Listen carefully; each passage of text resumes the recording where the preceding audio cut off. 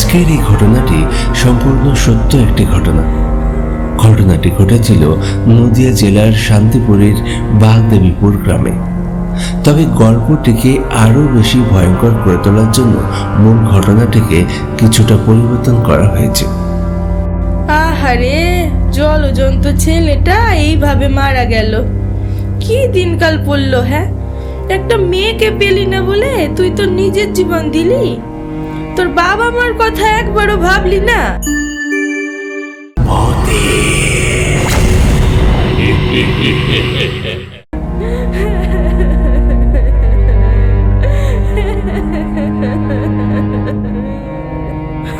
বাগদেবীপুর গ্রামে হঠাৎ একটা ছেলের মৃত্যু হয়।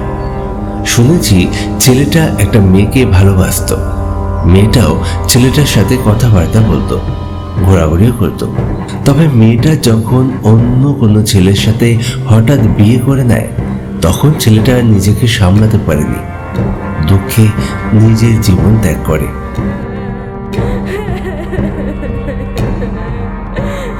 এই চলো চলো, এইবার চলো, না হলে দেরি হয়ে যাবে। হ্যাঁ গো, কাঁধে তোলো, সবাই কাঁধে তোলো। বলো বলো হরি, হরি বল। বলো হরি, হরি বল। বলো হরি, হরি বল। বলো হরি, হরি বল। বলো হরি, হরি বল।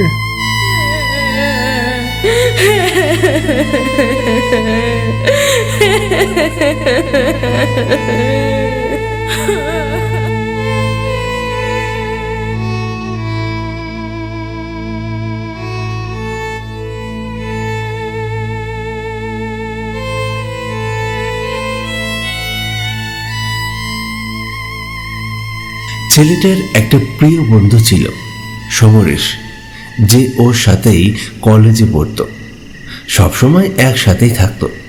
বন্ধুর মৃত্যুতে সমরেশ একেবারে চুপচাপ হয়ে গেছিল। শ্মশানে ছেলেটাকে চিতায় সাজিয়ে দেবার পর সমরেশের মধ্যে একটা পরিবর্তন লক্ষ্য করা যায়। সবাই যখন চিতা দাহ করতে ব্যস্ত, তখন সে দূরে অন্ধকারের মধ্যে যেয়ে চুপচাপ দাঁড়িয়ে আছে।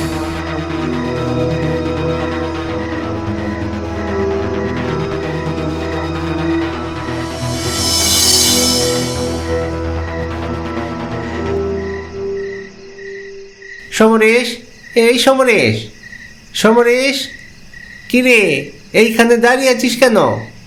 চল বাড়ি চল, দাহ তো হয়ে গেছে।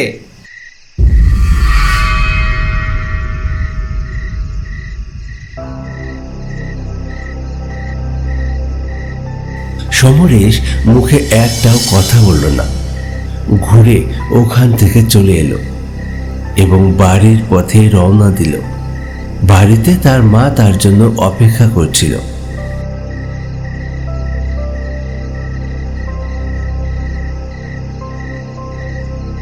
সমরেশ এলি?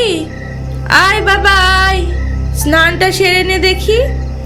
আমি দরজার সামনে নিম পাতা আর লোহা রেখেছি।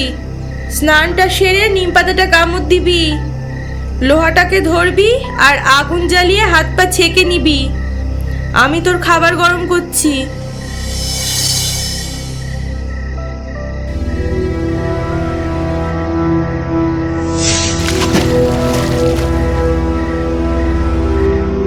সমরেশ বাড়িতে এসে স্নান করলো, কিন্তু তার মায়ের কথা মতো কোনো কাজই সে করল না। স্নান সেরে ভিজে জামা কাপড়েই সে ঘরে চলে গেল। জামা কাপড় বদলে তার বিছানায় যে চুপচাপ বসে রইল।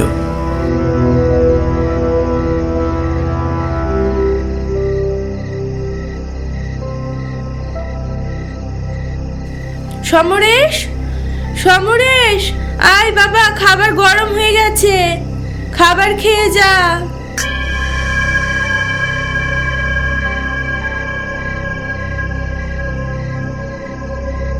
তার মা তাকে দু তিনবার ডাকলো, কিন্তু সে কোনো কথাই বলল না, একেবারে চুপ করে বসে রইল। দু তিনবার ডাকার পরেও সে আসছিল না দেখে তার মা এবার তার ঘরে এলো। কি রে সমরেশ, তোকে সেই কখন থেকে ডাকছি, আসছিস না কেন? আয় খাবার খেয়ে যা। আমার খিদে নেই, আমি খাবো না, তুমি যাও। তার মা তাকে জোরাজুরি করলো না।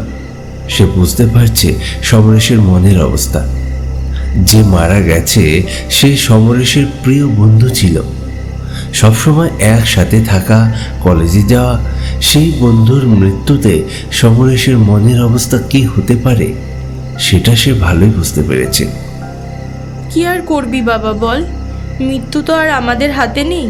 যার যখন সময় হবে তার তখন মৃত্যু হবে, আমাদের তো আর কিছু করার নেই বল।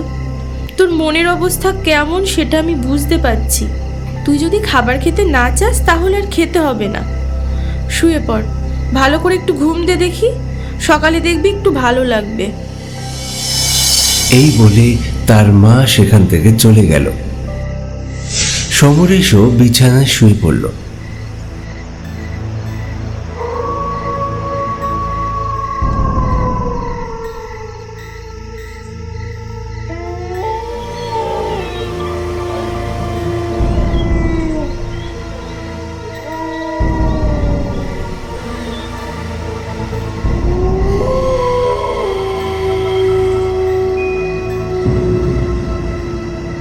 রাত যখন 1টা কি 1:30 হবে, সমরেশ তখন ঘর থেকে বেরিয়ে যাচ্ছে।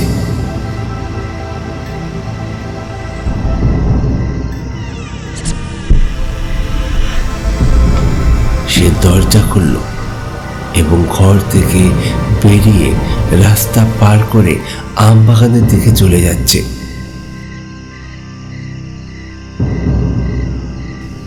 তাদের বাড়ির সামনে রয়েছে বিশাল বড় আমবাগান। সেই আমবাগানের বেশ অনেকটা ভিতরে গিয়ে চুপ করে দাঁড়িয়ে রইল।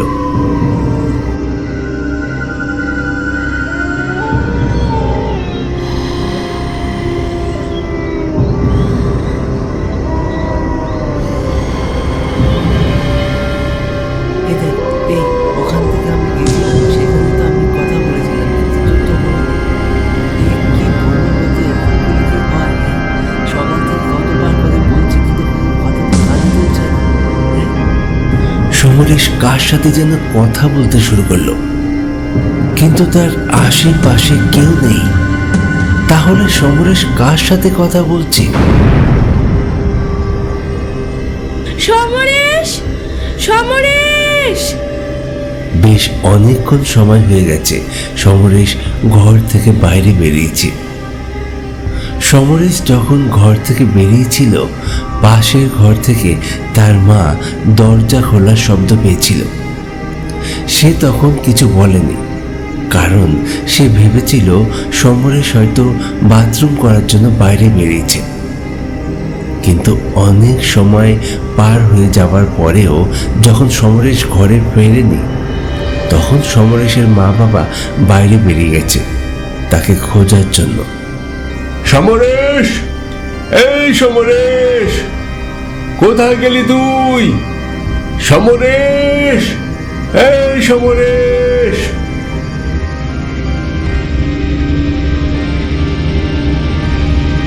সমরেশ, সমরেশ, কোথায় গেলি তুই? সমরেশ!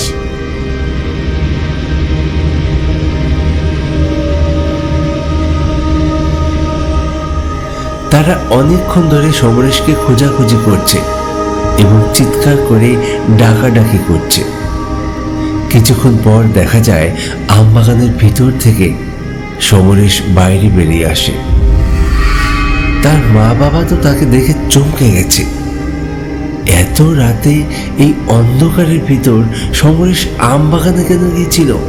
কি রে সমরেশ, আমবাগানের ভিতর গেছিলি কেন? সমরেশ মুখে কোনো সাড়া দিল না। হাঁটতে হাঁটতে সোজা ঘরের ভিতর চলে গেল। এই ব্যাপারটা নিয়ে তার মা বাবা চিন্তিত হয়ে পড়ল। সমরেশ আগে কখনোই রাত্রিবেলা আলো ছাড়া আমবাগানের ভিতর যেত না। রাত হলেই সেখানে শিয়ালের উপদ্রব হয়, তার সাথে সাথে সাপ বা পোকামাকড়ের ভয়। কিন্তু আজকে সে হঠাৎ করে মাঝ রাতে আমবাগানের ভিতর কেন গেল?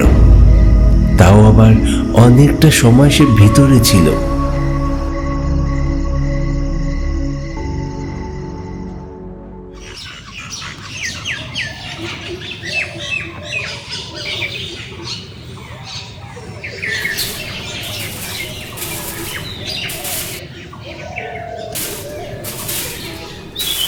কে গো, সমরেশ কোথায়? ও তো ঘুম থেকে উঠেই হাঁটতে হাঁটতে আমবাগানের দিকে চলে গেল। কি, আম বাগানের দিকে গেল মানে? কালকে রাতে কতক্ষণ আম বাগানে কাটালো, আবার সকাল হতেই আম বাগানে চলে গেল? ব্যাপারটা কি, যে দেখি তো।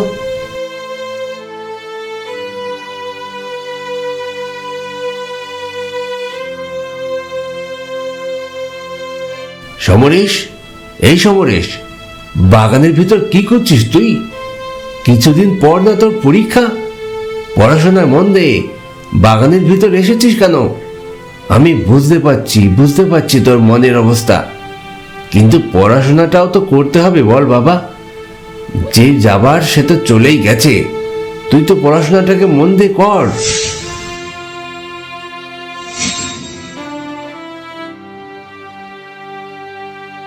সমরেশ কোনো কথা না বলে সেখান থেকে উঠে বাড়ির দিকে রওনা দিল।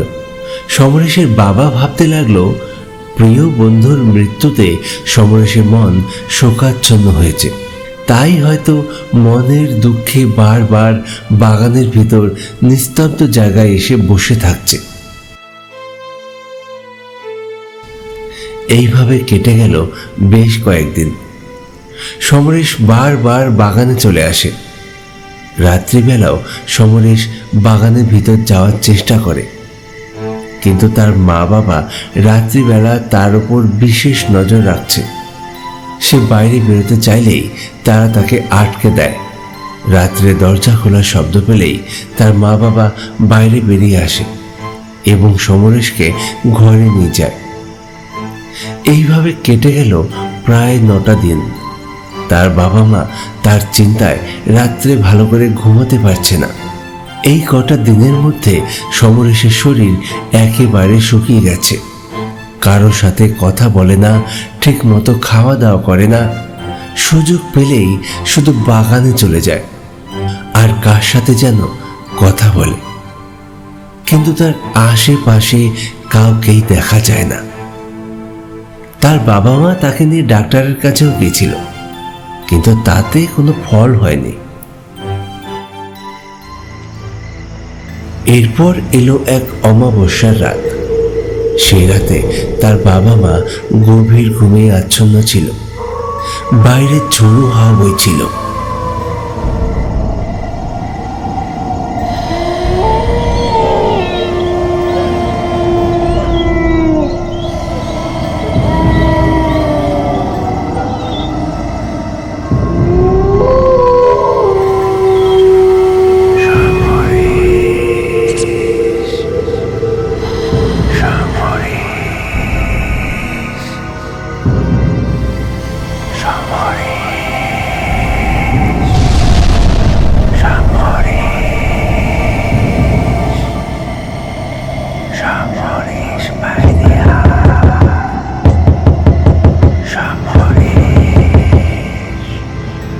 কেউ একজন ঘরের দরজা ধাক্কাচ্ছিল। দরজা ধাক্কানোর শব্দ পেতেই সমরেশ উঠে বসে এবং বিছানা থেকে নেমে বাইরে বেরিয়ে আসে।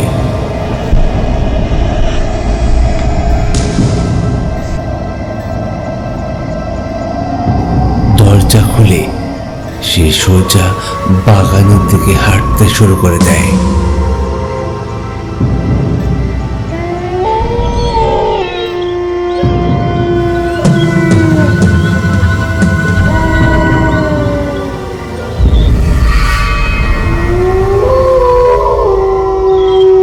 সমরেশ, এই সমরেশ, এই কোথায় যাস? এই সমরেশ।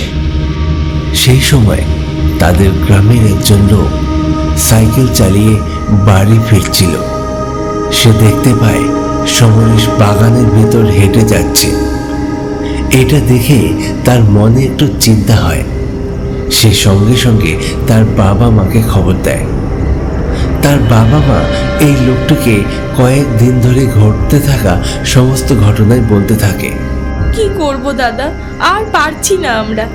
প্রতিদিন রাত নেই দিন নেই শুধু বাগানে যাই, খাওয়া নেই ঘুম নেই, বসে বসে কি যে ভাবে আর শুধু বিড়বিড় করে। আমরা তো ডাক্তারও দেখালাম, কিন্তু কোনো কাজই হলো না। দেখছেন তো শরীরটা কেমন শুকিয়ে গেছে। আরে যেই দিন মরাপুরেতে গেছিলাম আমরা, সেই দিন তো আমি দেখলাম ও অন্ধকারের মধ্যে চুপ করে দাঁড়িয়ে আছে। আমি ডাকলাম, ওর সাথে কথাও বললাম, কিন্তু ও তো আমার কোনো সাড়াই দিল না। চুপচাপ বাড়ির দিকে রওনা দিল। আমার মনে হয় কি, ও যখন শ্মশানে গেছিল তখন ওর মধ্যে মনে হয় কোনো খারাপ হাওয়া লেগেছে। ওরে একজন ভালো তান্ত্রিকের কাছে নিয়ে যেতে হবে। চলেন চলেন, ওরে আগে বাগান থেকে নিয়ে আসি, চলেন। তাই নাকি? হবে নাকি? হ্যাঁ, হতে পারে, হতে পারে। আচ্ছা ঠিক আছে, ঠিক আছে। হ্যাঁ হ্যাঁ হ্যাঁ, না না, আরে সেটা তো ঠিক আছে, কিন্তু আমি যাবো কি করে? তারা সঙ্গে সঙ্গে বাগানের ভেতর যায়, যে দেখতে পায় সমরেশ কার সাথে যেন কথা বলছে, কিন্তু সমরেশের আশেপাশে তারা কাউকে দেখতে পাচ্ছে না। সমরেশ, এই সমরেশ, কার সাথে কথা বলছিস তুই? চল বাড়ি চল, বাড়ি চল। না, আমি বাড়ি যাব না। বাড়ি যাবি না মানে? চল, এক্ষুনি বাড়ি চল। এই বলে সমরেশের বাবা সমরেশকে ধরতে যায়। আমি বাড়ি যাব না, আমি এখানেই থাকবো, আমি বাড়ি যাব না। আরে কেন বাড়ি যাবি না? কেন বাড়ি যাবি না তুই? আমি বাড়ি যাব না, আমি বাড়ি যাব না, আমি বাড়ি যাব না।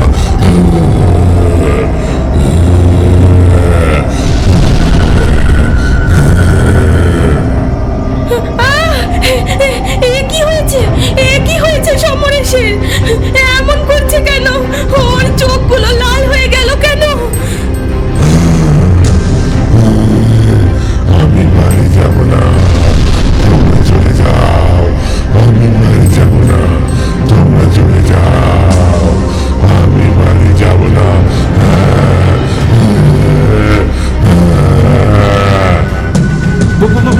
ভূতে ধরেছে গো, ভূতে ধরেছে, এই ভূতে ধরেছে রে সমরেশের, ভূতে ধরেছে। ওরে বাবা রে, ভূতে ধরেছে। আমি আর কখনো বাড়ি ফিরব না, আর বাড়ি ফিরব না, আর কখনো বাড়ি ফিরব না। আমি এখানেই থাকবো, তোমরা চলে যাও।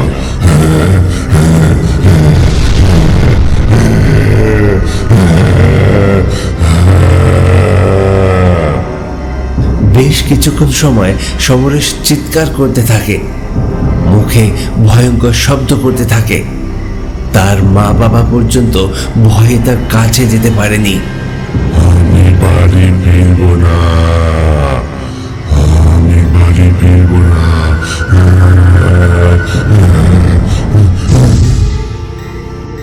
কিছুক্ষণ পর সমরেশ অজ্ঞান হয়ে মাটিতে পড়ে যায়। সঙ্গে সঙ্গে তার বাবা তাকে কাঁধে তুলে নিয়ে বাড়ি চলে যায়। বাড়িতে নিয়ে গিয়ে তার জ্ঞান ফেরানোর চেষ্টা করে, কিন্তু তার জ্ঞান আর ফেরে না। হাসপাতালে নিয়ে গেলে ডাক্তাররা তাকে মৃত বলে ঘোষণা করে। সমরেশ, হে কি হলো তোর সমরেশ?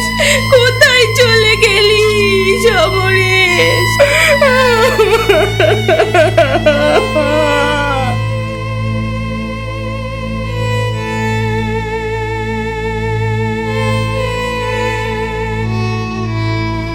সমরেশের মৃত্যুতে তার বাবা মা ভীষণভাবে শোকাচ্ছন্ন। সব ঘটনা শুনে গ্রামের লোকজন অনুমান করতে থাকে সমরেশের যে বন্ধুটি মারা গিয়েছিল তার আত্মাই নাকি সমরেশকে বাগানে ডেকে নিয়ে যেত। সমরেশ হয়তো সেই আত্মার সাথেই কথা বলতো এবং মৃত্যুর দিন সেই আত্মাটি সমরেশের শরীরে ঢুকে যায় এবং সমরেশকে কোনোভাবে মেরে ফেলে। এটাই ছিল শান্তিপুরের বাগদেবীপুর গ্রামের এক সত্য ঘটনা। নমস্কার দর্শক বন্ধু, আমি সুব্রত। সবাই কেমন আছেন? আশা করি সকলে ভালো আছেন। আমাদের গত সপ্তাহে গল্পের প্রশ্নের উত্তর যারা দিয়েছেন তাদের মধ্যে থেকে বাছাই করা 10 জনের নাম আমি এখন এই মুহূর্তে আপনাদেরকে বলছি। সেই নামগুলো হলো নীলাদ্রি সামন্ত পূর্ব মেদিনীপুর থেকে, অরবিন্দ হালদার সোনারপুর কলকাতা থেকে, পারভেজ ইসলাম বাংলাদেশ থেকে, মৌসুমী ব্যানার্জি হাওড়া থেকে, উদিত মণ্ডল বসিরহাট থেকে, আরিয়ান হোসেন বাংলাদেশ থেকে, মুনমুন মণ্ডল দুর্গাপুর থেকে, আফিফা ইসলাম বাংলাদেশ থেকে, সায়ন্তন বসাক নদিয়ার ফুলিয়া থেকে, অসীম দাস আসাম থেকে। আমি 10 জনের নাম বললাম, কিন্তু প্রশ্নের উত্তর দিয়েছেন বা কমেন্ট করেছেন অনেক দর্শক বন্ধু। সকলকে আমি ধন্যবাদ জানাই আমাদের প্রশ্নের উত্তর দেওয়ার জন্য, আমার গল্প দেখার জন্য, আমার ভিডিওতে কমেন্ট করার জন্য। কিন্তু তার সাথে সাথে ক্ষমা চাইছি আপনাদের কাছে যাদের নাম বলতে পারলাম না, কারণ আপনারা ভালো করেই জানেন একটা গল্পে বেশি নাম তো বলা সম্ভব হয়ে ওঠে না, কারণ ধৈর্য ধরে কেউ শুনবেও না। গল্পটা শেষ হয়ে গেলে ধৈর্য ধরে সবার নাম ধরে ধরে যে আমি বলবো সেটা কেউ শুনবেও না, সেটা সম্ভব না। তো আপনারা কমেন্ট করতে থাকুন কোনো না কোনো গল্পে যাদের নাম মিস যাচ্ছে। কখনো না কখনো আপনাদের নাম আমি অবশ্যই বলবো। আপনারা গল্প দেখতে থাকুন, কমেন্ট করতে থাকুন। আমাদের আজকের এই যে গল্পটা, এই গল্পের নতুন প্রশ্ন হলো সমরেশ ঠিক কত রাত্রে ঘরের বাইরে বেরোয়। আবারও বলছি, সমরেশ মরা পুড়িয়ে আসার পরে সমরেশের মধ্যে যে পরিবর্তন লক্ষ্য করা গেছে, তারপর থেকে সমরেশ ঠিক কত রাত্রে ঘরের বাইরে বেরোয়। প্রশ্নের উত্তর দিন, উত্তরের সাথে লিখুন আপনার নাম এবং স্থান। তার সাথে সাথে গল্পটি কেমন লাগলো সেটাও কিন্তু বলতে ভুলবেন না, সেটাও কিন্তু আমার জানা প্রয়োজন যে আপনাদের গল্প কেমন লাগছে। ধন্যবাদ সকলকে আমার গল্প দেখার জন্য। পরবর্তী গল্প নিয়ে ফিরছি খুব তাড়াতাড়ি। সকলে ভালো থাকুন, সুস্থ থাকুন আর আমাদের গল্প দেখতে থাকুন।